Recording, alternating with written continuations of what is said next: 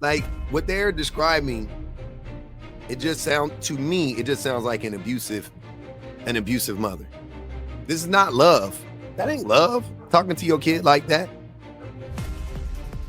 And remember, this is what I'm saying, and maybe I'm wrong, but they started this off by saying, oh, the black mother and da-da-da-da-da. They ain't said not one nice thing about their mama. I ain't gonna lie, man. I'm not a fan of like Karlous and them, what's them I-90 South boys, dudes. I don't know what they call themselves. They're not really funny. They're really not. To me, they're not funny. I'm sure a lot of people like them and think that they're funny, but this right here, like the shit that they say is just like cringy as fuck. This is like a perfect example of how terrible they really are. Because what was this? They like being raised by a black mama though, man. A real black mama, real hard, black mama. working, real black mama. Ooh, day by day, just making ends meet. That's when real she love. do that trick when you be sitting at the house hungry as fuck and you done went to the refrigerator 15 times, ain't shit in there but some baking soda, some mayonnaise, and some ice. Real quick, right off the bat, like at first, I know it be sounding like they giving they mamas props and they giving, black mamas they props or whatever. But tell me if I'm tripping, because I don't hear that. What I'm hearing is off the rip, it's a trope. The hard working black mama, she just working hard. That's real love. And I'm like, no, don't get me wrong. Of course, mothers work hard. Black mothers work fucking hard, twice as hard as any other mother in this country specifically. But that's not, you know what I'm saying? Like we can acknowledge that. But right off the bat, they're playing into this trope to me of like the hard black woman. And then it just snowballs from here. It starts there. It starts as like, oh yeah, black women do be working hard, right? And then it just snowballs out of control. Watch this. Like, mama, I'm hungry. It's some food in there. Where the fuck did you hide it at? Your imagination is just trying to Ain't create no food in that bitch until you go in there. You need to show me where you hiding this goddamn whole meal at. Let me tell you something. I tricked my mama one time, nigga. I did exactly that, nigga. I was checking the refrigerator so many times. I ended up checking it. She told me, I don't know what you're doing. Ain't nothing in there. I was like, exactly. My mama was disrespectful. She used to bring home drinks just for herself. The food not being in the refrigerator, this also pissed me off. Because I was that boy. So I can speak to it. You can't tell me shit. All that was weaponized incompetence. Because how could your mama make, like, I knew how to cook, right? I was a latchkey kid. I'm pretty sure they was latchkey kids. When there was food, in the refrigerator that I wanted to eat, I would make it. I make spaghetti. I make hamburgers. I make steak. You know what I'm saying? I make fried chicken. I'm talking about at 10, 11 years old, I was frying chicken. You know what I'm saying? I knew wet hand, dry hand. You know what I mean? Like, I knew how to season my shit, all that stuff, right? No cap. I cut my own potatoes, make fries from scratch. We didn't have like bags of fries lying around. I had to cut my own potatoes, right? I had to peel them. I had to cut them. I had to julienne them. I had to, maybe I wanted them sliced the long way. I mean, the fat way. Like, I did all of that. I learned how to cook at a real young age. I knew how to cook, right? But when my mama was there, I wanted my mama to cook for me. Now, my mama, she would go to work, 10, 11 hours. I just found out that my mom, she told me this the other day. She said that she used to stay at work late because she didn't want to get stuck in traffic on the way home. So if you think about it, right, she wasn't like neglecting us like intentionally, but impact over intent, right? I mean, I'm sorry. Yeah, impact over intent, but whatever. My mama, she worked, let's say she worked 8 hours a day. Like that was her schedule, like normal people, right? 9 to 5, whatever it is, right? 8 to 9, 8 to 6 or 9 to 5, whatever it is. 9 to 6, 8 to 5 or 9 to 6. Sorry. So she would be at work. She'd get off of work at 5 o'clock, but she would work another like hour, 2 hours afterwards to wait till traffic died down, because if not, she would be stuck in traffic an extra 45 minutes.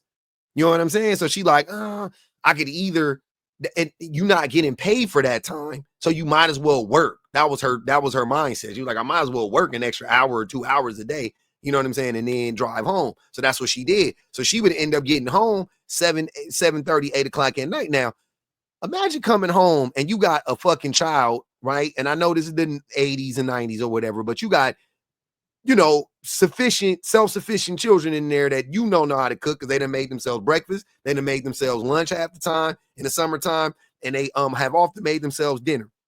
And you get home, the last thing you want to do is cook for these motherfuckers. Right? Now, when my sister was there, we ate. When my sister was there, we ate. When my sister moved out, she moved out when she was 17, it was me and my brother. When my brother and me, when two boys was in the house, my brother didn't make sure I ate every night.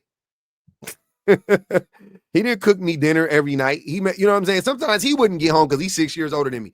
Sometimes he wouldn't get home until it was 6, 7 o'clock at night because he was at basketball practice or he was out running the streets or whatever the case may be. So I was basically like an only child.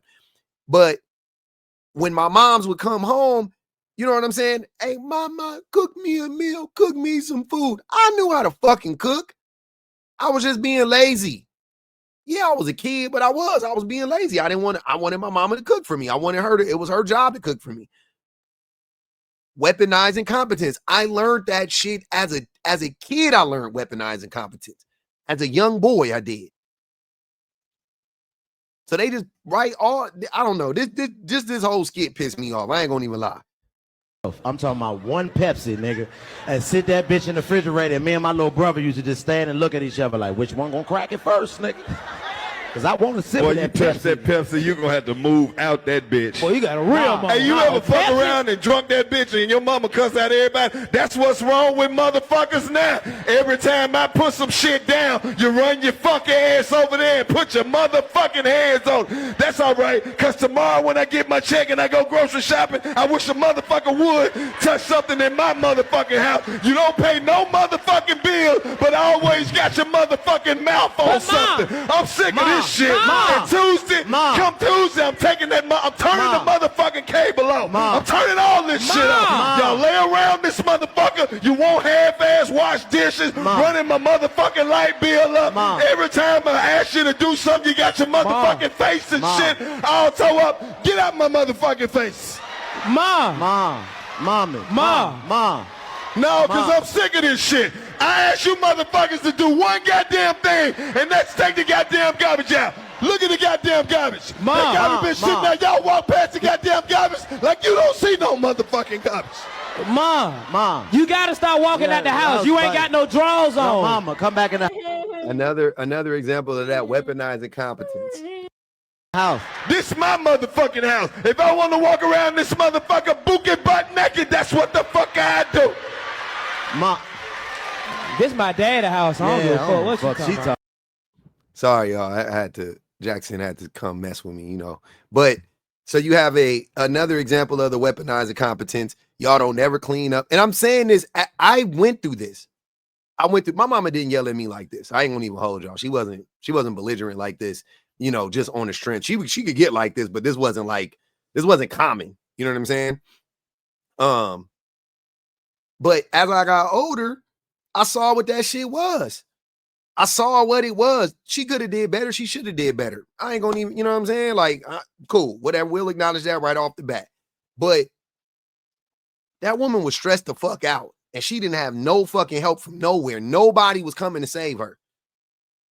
My uncles wasn't coming. My aunties wasn't coming. My granny wasn't coming, and our daddies definitely wasn't coming.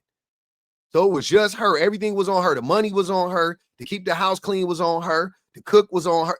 To buy the food was on her. To put away the groceries was on her. Like, all of these things was on her. And you had, you know, I'm 10, 11, 12 years old. You know what I'm saying? I'm old enough. I could have been helping out more. But little boys don't be fucking doing shit. Little boys don't be doing shit, man. Little boys don't be doing shit. And yeah, that was her fault. Absolutely, that part was her fault, that she didn't, you know, she didn't train me up. You know what I'm saying? She didn't give me the tools or whatever you want to say. Absolutely. Cool. I'll hold it. But that's what was going on, though. But like that's what was happening. And these fools is like, this shit not fun. I don't know, man. This shit not funny to me. I don't get the joke. Maybe y'all can tell me this shit not. Maybe because it's like PTSD, like, for me. You know what I mean? Like I said, my mama didn't always do this, but I know I lived this life though. Everything they saying, I did all of this stuff. I was in there. But as an adult, I processed it, and it's not really funny. It's really sad to me. And this like trope of this angry black woman, hard working 2-job black woman, weaponizing competence of the black boy. Like, I don't know, man. I don't find this shit funny. Man, hey, man, y'all could tell me. Some of y'all could have been cackling at this. It's art. I get it. It's just not for me. And another thing about these dudes is maybe it would be more funny if I knew it was coming from a place of love. But these motherfuckers hate women. These 3 motherfuckers, specifically Chico, I don't know the 2, Karlous and the other nigga. They hate women. I've heard it many a times. I've heard everything out their mouths be like, well, oh my God, it's the most misogynistic shit I've ever heard. They can't stand women. So what makes you think that they telling these jokes in like to paint these mothers in a good light? They not. I don't hear it. Sound disrespectful to me. Maybe if it was coming from a different person, you know what I'm saying? Maybe if Denzel was telling these jokes, I might be, you know what I'm saying? Somebody I believe actually love their mom. Maybe if Dave Chappelle was telling this shit. Dave Chappelle love his mom. I know that. Dave Chappelle don't really care for women. I mean, actually, he's more homophobic than anyway. If it was coming from another man, maybe I could believe it, but not these motherfuckers though. They don't like women. They don't like women. Bring your motherfucking daddy name up again. I'm gonna knock your motherfucking teeth out. I'm gonna knock your motherfucking head off. Say that shit again, goddammit. I call the police. And shut your ass up. Then she hit y'all with this and sit on the couch. Bring me my motherfucking cover. Now you don't know what to do. Me and you just... I don't know who bringing it, but somebody better get it up here, goddammit. Boy, your mama talk bad to you. Hey, hold up. Your mama can say the simple shit and it hurt like a motherfucker. Like get your little ugly ass out my face. Stupid ass.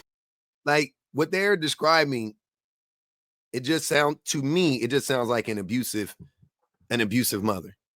This is not love. That ain't love. Talking to your kid like that.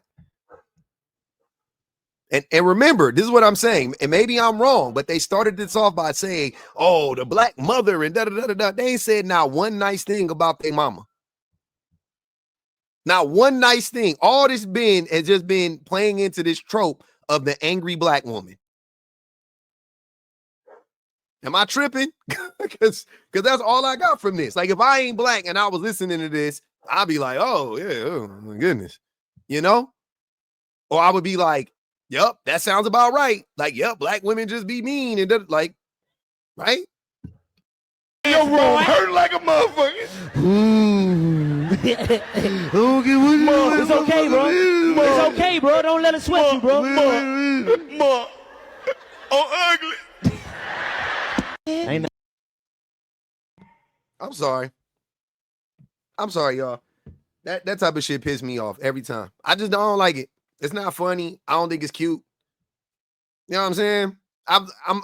I guess I'm too grown for that shit. That's what I be saying. Like, man, ain't funny. Like, that shit not funny. That shit goofy to me. I don't care how many people's laughing at it. Oh, you're good, public. You too sensitive. You damn right then. Fuck, I'd rather be too sensitive than not sensitive enough. Because I don't find that type of shit funny at all. I don't like laughing. I don't like laughing. Trust me, I laugh through the struggle. I laugh at all types of shit. And I grew up in the struggle. But I feel like they was laughing at their mamas. You know what I'm saying? That's how I interpreted that. I didn't feel like that was a hard moment. You know? And it's even thinking about it more, that shit really starting to make me more upset. Like, I don't know, it just was disrespectful. To me, it was disrespectful. I'm sorry.